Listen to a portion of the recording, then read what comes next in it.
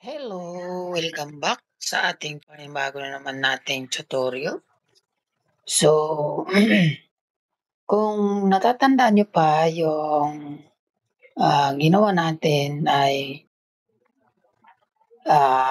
i-encrypt natin yung ating password. So, pasukan lang natin yung ating switch. So, enter ko lang yung aking name. And then password natin na tapccna. Then pag nag-enable ka, may password ulit na tapccna ulit. And then, titingnan natin yung ating gagawin. So, dito sa secret, naka-encrypt na siya. So, ang gagawin naman natin ay i-encrypt natin yung password ni console. So, nakikita kasi siya. So, kailangan natin itago itong password na to. Kasi para hindi naman ganun ka dali tingnan, di ba? Right? So, yun lang ang gagawin natin. So, paano natin i-hide to? Yung kanyang password. So, ang gawin natin, punta tayo kay global config. Tapos, pag nandun ka na sa global config, so, syempre, ito-type natin yung service, password, then encrypt.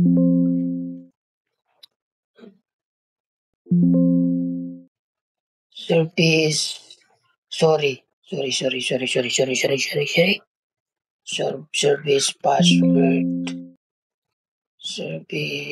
password encryption. So yun ang command. So service password encryption. So tingnan mo to kanina ha. Ito nakikita pa natin si tapccna. So pag na-enter na natin yan at nag-show run tayo, hindi na dapat to makita. Right? So enter natin yan. So yan lang ang command prompt. Yung command niya, service password encryption. Namali pa ako dito eh. Bagay, wala namang perfecto eh. So, enter natin yan. Back.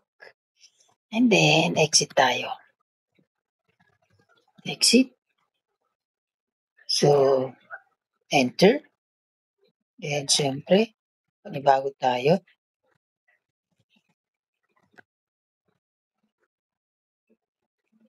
And so, run. So, tingnan natin sa pinakababa. So, yun. Di ba? Wala na siya. Hindi na siya nakikita. Kasi naka-encrypt na yung ating password. So, di ba? Ang galing. So, ganun lang maglagay ng magtago ng password service. Password encryption lang ang ating command. So, yun lang. Basic, simple. So, siyempre, pagka meron kang bagong nilagay, lagi mong tandaan yung ating pag-save. So, copy, running. Sorry. Lagi talaga ako naman. Copy, running config, then startup, config, then enter. So, pero pagka hindi ka pa rin na dyan, WR. So, yan ang pinakamabilis. WR. Then, show run. So, yun. Safe na ang ating switch. So, meron na siyang mga console. May password na yung console. May password na rin yung BTY. Tapos, meron na rin password service username. So, yun. Kompleto na. So, ang gagawin naman natin ay maglagay naman tayo ng banner. Sa susunod na video na natin yung gagawin. Alright? So, thank you.